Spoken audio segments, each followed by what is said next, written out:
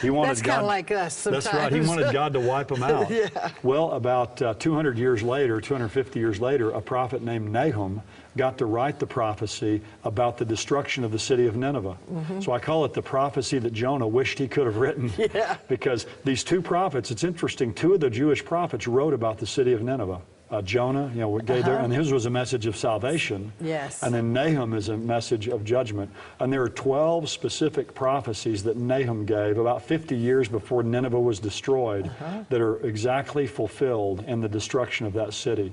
So Nahum is a prophet that told us about the destruction of the great city of Nineveh. I just know how many times we don't choose to believe things and don't choose to obey God's will. Aren't you glad he doesn't have a fish for us? Oh, that's right. Yeah. Jonah was went the wrong way, but God has his ways, though, even though we may not get swallowed by a fish. Yeah. God has his ways to get us turned around too and get us back where he wants us. He sure does. Okay, let's see what this one is. The Bethlehem promises. Now, I bet I know that one. Yeah, just a lot of prophecies about the first coming of Jesus. That Jesus was born in Bethlehem. Yeah, and it doesn't just say that he'd be born in Bethlehem in Micah 5:2. And remember, this is 700 years before Jesus is born. Micah 5:2 says he'd be born in Bethlehem Ephratah, which is the Bethlehem down in Judea. There was another Bethlehem up north. Oh, I didn't know that. Not only, Bethlehem's a totally insignificant place, but it tells us it would be this particular Bethlehem, that he'd be born of a virgin. It tells us about the birth of Jesus. There are a lot of prophecies that have to do with the first coming of the Messiah, and about his death, too. There are a lot of prophecies about his death that were fulfilled in the life of Jesus.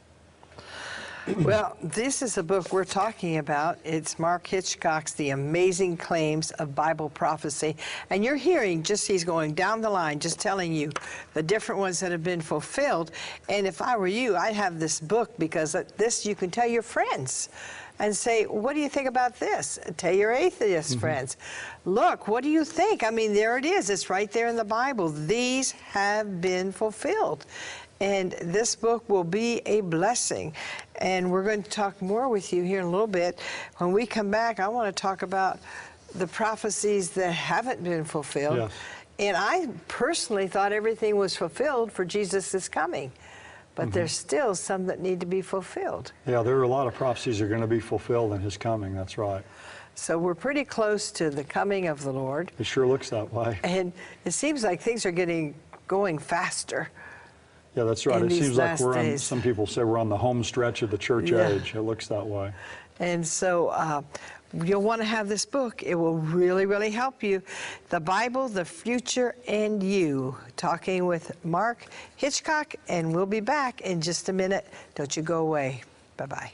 Best-selling author Mark Hitchcock brings you an exciting new read, The Amazing Claims of Bible Prophecy, available for this buy-the-book offer of $13.99. Discover how over time, hundreds of Bible prophecies have been fulfilled with 100% accuracy. Then take an in-depth look at what is to come in the days ahead. Bible prophecy expert Mark Hitchcock will help you to defend the Bible against those who doubt its truth, marvel over its fascinating prophecies, and recognize the important clues that indicate Earth's final hour is drawing near.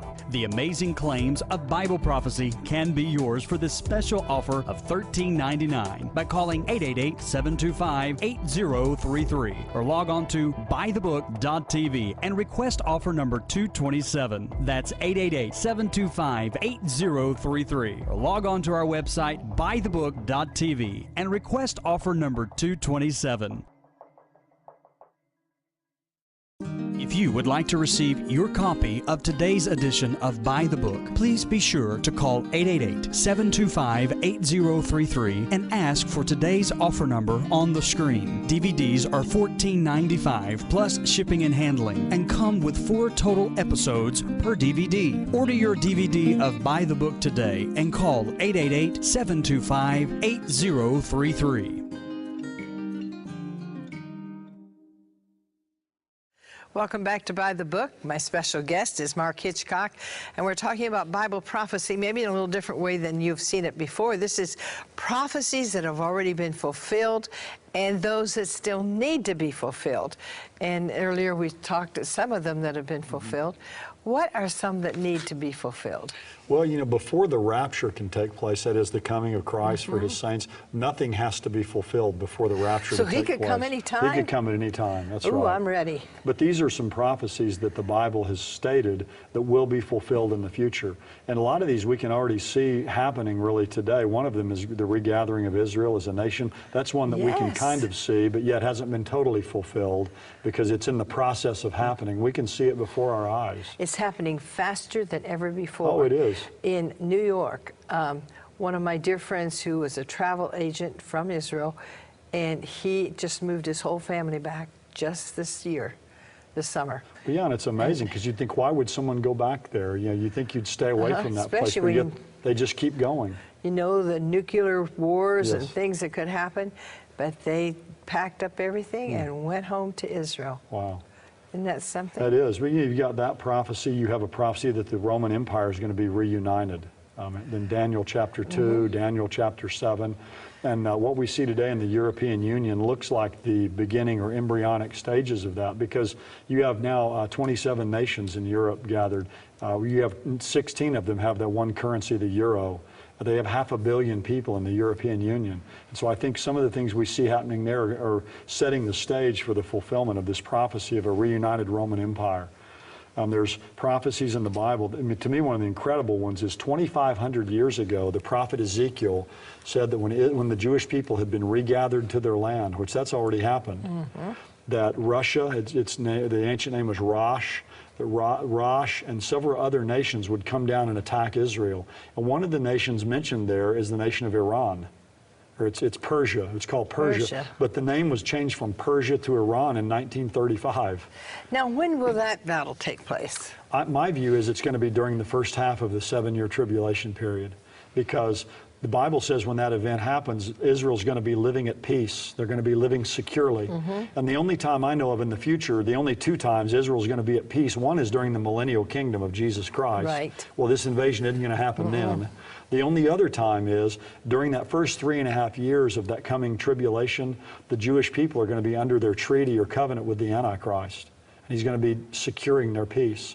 So I think this is going to be a surprise attack during that time as the Jewish people are there in their land. One of the other nations in Ezekiel 38 that's mentioned is there's Meshach and Tubal and Togarmah and Gomer. Those are all part of modern Turkey.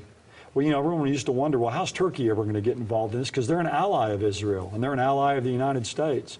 Well, this last week in Time magazine, there's an article in there that says that Turkey's now turning to the east. And so the nation of Turkey is being rebuffed by the EU. They're turning back now towards their eastern allies. They're getting allied with Iran. They've turned against Israel. And so we see these things happening in our time that appear to be setting the stage for some of these great end-time events. And Turkey today is very hard on Christians, one of the hardest places in the nations right now. They are, yes. There's a lot of persecution. A friend of mine is over there who's a Turkish man who's a pastor. And there's a lot of persecution of Christians. But amazingly, you know, people used to say, well, Turkey's, you know, how are they going to fit in this? Well, we see now. So we don't know all the twists and turns that are going to take place in all these events, but whatever God has prophesied, it's going to take place. It will happen. And we can see today, you know, it doesn't take any great stretch of imagination to see these things. And, you know, I mentioned that this is going to happen during that first 3.5 years when Israel's at peace. That's another great prophecy, is the event that starts the beginning of the end times is a treaty between the Antichrist, this final world ruler, and the Jewish people. Well, again, what does the world want more than anything else? They want a peace treaty over there between Israel and her neighbors. And every president in America, every secretary of state have worn themselves out trying to do that. And the Antichrist will come and bring that to pass. He'll probably be a Times Man of the Year. He'll get the Nobel Peace Prize probably. And that'll be a great feather in his cap, you know, because he'll be the one who's able to come and finally get this peace settlement. Mark, is there anybody that fits that? Well, there's no one that I know of, you know, right now in the world. I don't think we're going to know who the Antichrist is. I think, you know, the rapture will occur. I think he'll be revealed after that. So I always tell, you know, people are always trying to figure out who the Antichrist is. I always tell them, if you ever figure out who he is, I've got bad news for you. You've been left behind. You've been left behind. That's right. You don't want to know who he is. No.